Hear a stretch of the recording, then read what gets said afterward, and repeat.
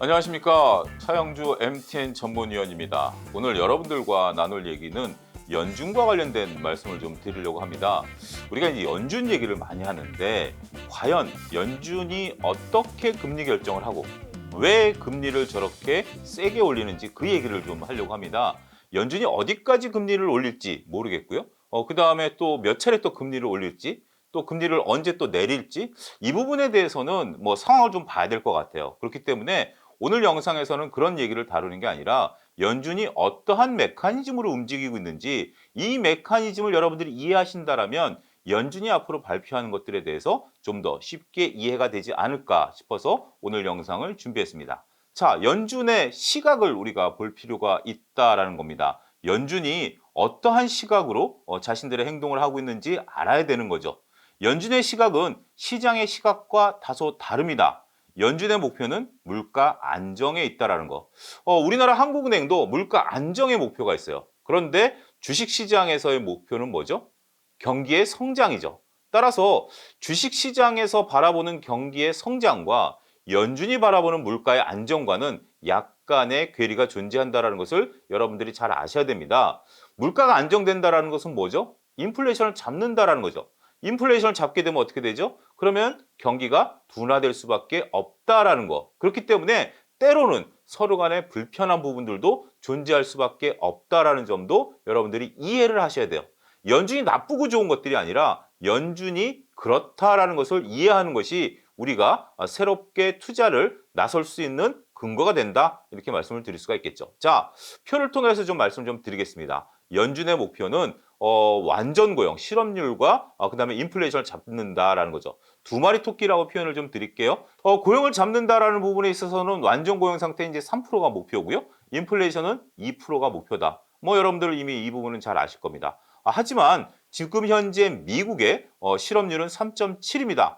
거의 뭐 근접해 있다라고 말씀드릴 수 있기 때문에 최근에는 실업률 얘기는 거의 안 할 거예요. 여러분들 2022년 상반기로 돌아가 보면 그때 당시에는 고용에 대한 얘기를 상당히 많이 했습니다. 그때 전쟁 터지기 전에. 전쟁 터지기 전에는 실업률이 5%대에 달했기 때문에 이 실업률을 좀 잡아야 되기 때문에 그때는 실업률을 많이 봤어요. 인플레이션을 볼 상황이 아니었어요. 그런데 실업률이 어느 정도 안정된 상태에서 전쟁이 터지면서 갑자기 물가가 확 뛰었죠. 그러다 보니까 우리가 2022년에는 고용, 실업 이런 거 얘기 안 하고 인플레이션 얘기만 했죠. 9, 8, 7 이런 CPI 지표만 얘기를 했다라는 점도 여러분들이 이 메커니즘을 이해하는 데 도움이 될 겁니다. 현재 인플레이션은 6%대입니다. 6%대는 전년 동기 대비해서 6%의 물가가 올랐다라는 거죠. 만만치 않습니다. 9에서 6이라는 숫자 약 30%가 떨어지긴 했습니다만, 자, 작년 대비해서 물가가 6% 올랐어요. 물가가 6% 올랐다는 것은 평균치이기 때문에 어떤 건 10%가 올랐던 거고 어떤 건 2% 올라가고 그러겠죠. 물가가 10% 올라간다. 라면값. 저 깜짝 놀랐어요. 제가 그 강남에서 시간이 좀 남아서 라면을 먹었는데 라면을 7,000원 주고 먹었습니다. 분식집에서. 연준이 이런 것들 때문에 그러면 어디까지 금리를 올릴 것인가라는 부분들을 연준은 지금까지 밝혀오고 있습니다. 2023년 3월 현재 연준이 어디까지 금리를 올릴 것이냐라고 밝힌 것은 5%대 초반입니다. 5.1이라는 터미널 금리를 발표를 했어요. 근데 지금 시장에서는 5.5까지 올라갈 가능성이 있다라고 얘기를 합니다. 여기서 여러분들이 용어를 잘 보셔야 되는 게 터미널 금리라는 거죠. 이 용어를 잘 모르시는 분들은 이해가 잘 안 가실 겁니다. 터미널 금리는 뭐냐면 미국의 기준금리는 4.75에서 5%대 형성이 돼 있죠. 25bp 차이가 납니다. 그런데 이 25bp 차이가 왜 나냐면 이 금리는 뒤에 가서 설명을 드리긴 하겠습니다만 연방기금금리입니다. 연준에 돈을 맡길 때 적용받는 그러한 금리거든요. 돈을 많이 맡기면 금리가 높고요. 돈을 적게 맡기면 금리가 낮습니다. 그래서 중간값을 쓸 수가 없기 때문에 터미널 금리라는 용어를 쓰고요. 이것도 여러분들이 잘 아셔야 돼요. 터미널 금리 5.1이라는 것을 우리가 제시를 했다라는 것은 뭐죠? 5에서 5.25 수준의 금리가 될 것이다라는 건데, 이 부분은 이미 한 단계 레벨업 되어 있기 때문에 점도표가 나오면 또 한 차례 레벨업 될 가능성이 있다, 이렇게 말씀드릴 수 있겠습니다. 다음 장을 한번 좀 살펴보게 된다면 연준의 새로운 북극성이란 단어가 갑자기 눈에 들어올 겁니다. 북극성이 뭐죠? 북극성이라는 것이 우리가 어두운 밤에 길을 찾을 때 우리의 좌표를 가리키는 게 북극성 아니겠습니까? GPS라든지 이런 것들이 고장 났을 때 위기 상황에서 쓸 수 있는 것으로 북극성을 활용하는 법을 배우고 있다는 것으로 알고 있습니다. 연준의 북극성은 뭐죠? 연준이 어떻게 어떠한 목표를 가지고 금리를 올리면서 가야 된다라는 좌표를 제시한다는 거죠. 근데 새로운 북극성입니다. 이 기사는 작년 연말에 나온 기사입니다. 우리가 간과했던 기사인데 기사 내용들을 보게 된다면 연준이 현재 지금 임금에 대한 부분들을 새로운 북극성으로 삼기 시작했다는 거죠. 조금 전까지 여러분들에게 말씀드렸던 것은 물가와 실업률이었어요. 근데 이제는 임금 상승률을 보겠다라는 겁니다. 고용 상태가 워낙 좋다 보니까 임금 상승률이 올라가는 거죠. 임금 상승률이 올라가면 어떻게 되는 거죠? 자, 여러분들이 실업 상태에서 고용이 됐을 때 쓰는 품목들과 여러분들의 임금이 10% 올랐을 때 쓰는 품목들이 다를 겁니다.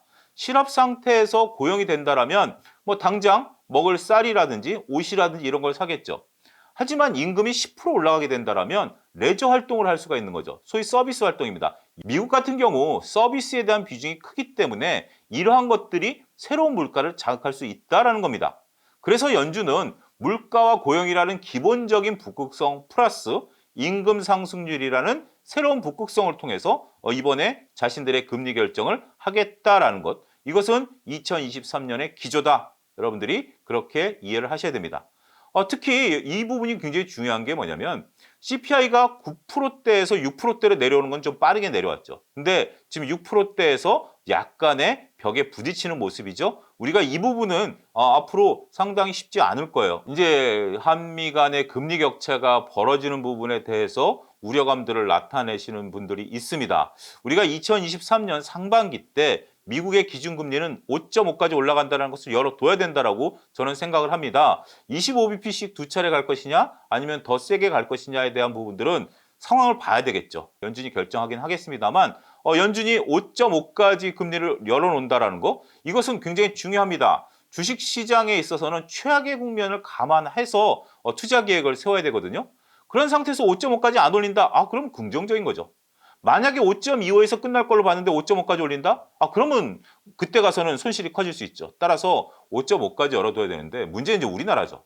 우리나라가 이제 3.75까지 금리 인상 25bp 정도 한 차례 할 수 있을 것으로 보여지긴 합니다. 그러면 금리 격차가 1.75%포인트 벌어지게 됩니다. 이때 이제 자금 유출을 걱정하시는 분들이 있는데 과거에 봤을 때는 자금이 그렇게 쉽게 유출되진 않아요. 그렇기 때문에 이 부분은 우리가 그렇게 우려할 바는 아니다. 앞서 언급드렸던 연방기금금리에 대한 부분들을 좀 말씀을 드릴게요. 연방기금금리는 법정 지불준비금 대비해서 은행 간의 일일 대출금리다. 우리 소위 말해서 우리 은행 간의 콜금리와 비슷한 성격이다라고 좀 말씀드릴 수가 있겠죠. 이게 올라가면 어떻게 되죠? 은행 간의 돈을 덜 빌리게 되겠죠. 덜 빌리게 되고 현재 있는 수준을 유지하게 되겠죠. 그러다 보면 소위 말하는 승수 효과 이런 것이 벌어지기 어렵다라는 거죠. 은행은 대출을 많이 줘서 승수 효과, 결국 대출이 돈으로 나가서 다시 또 예금으로 들어와서 또 대출로 나가고 하는 승수 효과가 벌어져야 되는데 이 효과가 막힐 가능성이 있다라고 보는 거죠. 이 승수 효과가 나타나려면 금리가 낮아야 돼요. 그래서 일시적으로 자금이 부족할 때 다른 은행에서 차입을 일으키면 되기 때문에 막대한 승수 효과를 바라볼 수 있죠. 하지만 금리가 높아지게 된다라면 다른 은행에서 차입하는 것보다는 내가 차라리 대출을 안 주고 보유하는 게 낫기 때문에 승수 효과가 낮아진다. 결국 연준이 노리는 게 바로 그거죠. 그를 통해서 경기 둔화를 노리고 있다는 게 연준의 현재 방식이다. 이렇게 설명을 드릴 수가 있겠습니다. 자, 이 기금금리가 움직인 이후에 이런 것들이 시장에 반영되는 기간은 9개월에서 18개월 정도 소요가 됐습니다. 우리가 2022년 상반기부터 금리를 올렸기 때문에 이런 것들이 이제 서서히 적용이 되고 있다라고 말씀을 좀 드릴 수가 있겠죠. 이것은 앞으로 더욱더 가속화되면서 반영이 될 것이다라고 말씀을 드릴 수가 있겠습니다. 자, 뜬금없이 필립스 곡선을 들고 나왔습니다. 이 얘기는 경제학 시간, 제가 이제 대학 다닐 때 학부 과정에서 배웠던 내용인데 물론 현재로서는 이 필립스 곡선에 대한 적용 여부에 대해서 여러 가지 얘기가 있어요. 극단적인 필립스 곡선들이 많이 나타나기 때문에 하지만 아이디어로서는 상당히 좋다라고 좀 말씀을 드릴 수 있어서 일단 기본적인 개념을 갖고 왔습니다. 자, 물가와 실업률 두 마리 토끼를 동시에 잡을 수 없다라는 게 필립스 곡선의 요지입니다. 뭐냐면 물가가 올라가면 어떻게 되죠? 실업률이 낮아지죠. 그건 긍정적이죠. 하지만 물가를 잡기 위해서 물가를 떨어뜨리면 실업률은 늘어나죠. 가장 이상적인 것은 적정한 물가와 적절한 실업률이죠. 하지만 이것을 맞추기가 쉽지 않다는 거죠. 이걸 맞추려고 중앙은행들이 있는 겁니다. 중앙은행들이 적절한 물가와 적절한 실업률을 맞추는 건데 이건 상당히 주관적입니다. 더군다나 이 적정성을 맞춘다는 게 상당히 애매하죠. 물가와 고용은 두 마리 토끼가 서로 다른 방향으로 튑니다. 물가가 올라가면 실업률이 낮아지고요. 실업률이 높아질 때는 물가가 낮아지죠. 이런 식으로 서로 토끼가 다른 방향으로 튀는데 이 두 마리 토끼를 잘 잡아야 되는 상황. 이게 지금 필립스 곡선의 요지다라고 말씀을 좀 드릴 수가 있겠습니다. 지금 2013년 3월 상황을 놓고 보면 상당히 연준이 애매합니다. 지금 물가를 잡기 위해서 금리를 올리게 된다면 실업률이 늘어야 되는데 고용이 더 잘 되고 있는 거예요. IRA법이라든지 다양한 법에 따라서 고용이 더 잘 되고 있는 거예요. 이 토끼가 안 도망가고 내 옆에 가만히 있는 거예요. 그러고 나니까 연준이 현재 지금 고용에 대해서 신경을 안 쓰고 뭘 신경 쓴다? 임금 상승률을 신경을 쓰고 물가만 지금 잡으려고 신경을 쓰고 있다. 자, 지금 현재 미국이 금리를 올리는 것에 대해서 증권가는 그러면 어떻게 보고 있는가? 반응이 그렇게 강하진 않아요. 2022년만 하더라도 연준이 금리를 올릴 때마다 주식시장이 소위 발작을 일으켰습니다. 물론 시간차 공격을 두고 발작을 일으킨 경우도 있지만 지금은 뜨뜻미지근해요. 왜 그럴까요? 더 이상의 금리 인상은 호재일까요? 호재는 아니죠. 여전히 금리를 올리고 경기를 둔화한다라는 거죠. 2022년 하반기 때 월가의 한 신문에서 이런 표현을 했습니다. 집 앞에 폭탄이 75개씩 떨어지다가 지금 25개가 떨어진다. 그렇다고 해서 지금 폭탄이 안 떨어지는 건가요? 여전히 금리를 올리고 있기 때문에 지금은 금리를 안 올린다는 게 호재는 아니에요. 또 하나 피봇에 대한 기대감? 이제는 피봇에 대한 얘기를 꺼내시는 분들이 좀 많이 줄어든 것 같긴 해요. 피봇이라는 건 뭐죠? 연준이 행동을 바꾸는 거죠. 근데 행동을 바꾼다는 것은 연준이 지속적으로 얘기하죠. 2023년에 없을 것이다 라고 얘기하는 거죠. 그러면 어떻게 되는 것인가? 고원금리가 유지가 된다는 거죠. 자, 또 새로운 용어가 나왔습니다. 북극성에 이어서 고원금리. 산 위에 평야가 쫙 유지되는 걸 이제 고원이라고 그러죠. 높은 수준의 금리가 유지되는 걸 고원금리라는 단어를 씁니다. 과거에 연준이 고원금리를 유지했던 기간을 놓고 본다라면 약 평균 11개월이 걸렸습니다. 그렇다면 2023년 상반기 때 금리 인상을 멈추게 되면 빨라야 2024년 상반기가 되겠죠. 연준에 대해서 시장이 발작하지 않는 것은 이 연준과 시장의 눈높이가 같아졌기 때문으로 저는 해석을 합니다. 앞서 언급드렸다시피 연준은 올해 5.5% 이상 금리를 올리기가 쉽진 않아요. 왜냐하면 연준이 감내하기에는 너무 수준이 높기 때문에 미국도 막대한 부채를 갖고 있기 때문에 이 부채를 감안하게 된다면 마냥 금리를 올릴 수가 없죠. 그러면 시장은 보는 거죠. 자, 그래 올려봐. 이제는 니네가 어디까지 올릴지 내가 패가 보여. 나는 니네가 금리를 올려도 크게 반응 안 할 거야 라고 보는 거죠. 그렇기 때문에 미국 시장이 금리 인상에도 불구하고 2022년과는 다른 양상을 보이고 있다. 이렇게 설명을 드릴 수가 있겠습니다. 이제 뭐 중요한 얘기는 끝났고요. 연준에 대한 구성에 대해서 조금 말씀을 좀 드리겠습니다. 연준을 좀 이해하기 쉽도록 구성에 대한 부분들 그리고 회의가 어떻게 진행되는지 궁금하시죠? 그런 부분들도 여러분들과 같이 한번 얘기를 나눠보도록 하겠습니다. 자, 미국은 12개의 연방준비구로 다 나눠 놓았습니다. 거기에 각각의 연방준비은행 12개를 갖고 있는 거죠. 12개는 뉴욕과 댈러스 이런 식으로 필라델피아까지 12개 지역이 되는데 이 12개 연방준비은행에 있는 그 은행장들이 모여서 회의를 합니다.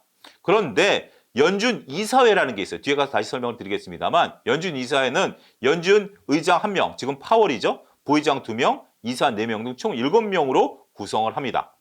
이 이사 7명하고 뉴욕 연은 총재는 FOMC 투표권을 갖고요. 나머지는 연방준비은행 은행장들이 돌아가면서 투표권을 갖는다라는 것들 여러분들이 이해를 해두시면 될 것 같습니다. 이게 왜 중요하냐면 투표권을 갖고 계신 분들이 하는 발언과 투표권이 없는 분들이 하는 발언의 무게감을 여러분들이 구분할 줄 알아야 된다는 겁니다.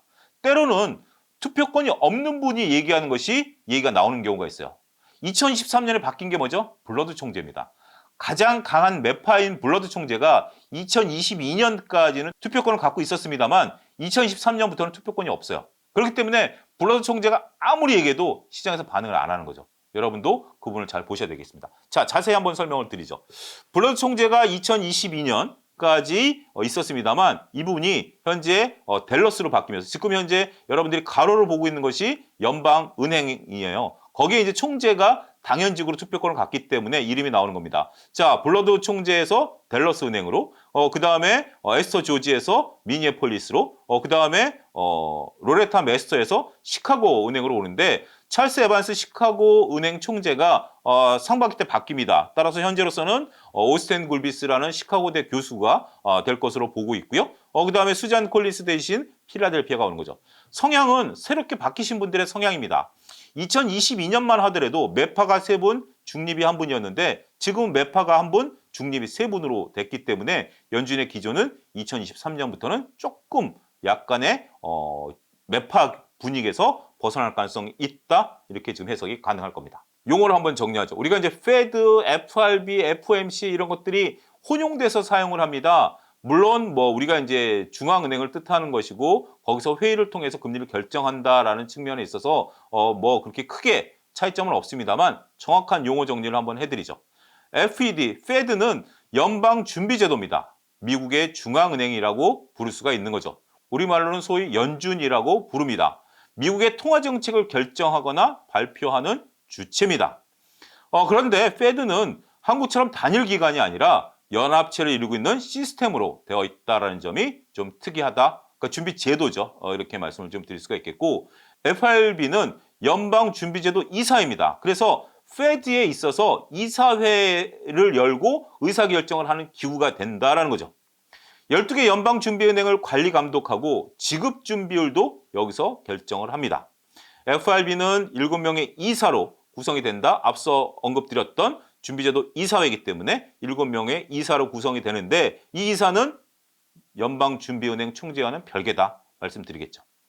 FOMC는 공개시장위원회라고 부르면서 Fed가 개최하는 경제정책회의라고 말씀드릴 수가 있겠습니다. FRB의 7명의 이사와 12개 연방준비은행 총재 중 5명, 총 12명이 위원으로 참여한다. 여기서 위원이라는 것은 투표권을 갖는다라는 거죠. 회의에는 다 참석을 합니다. 하지만 투표권은 12분이 갖는다.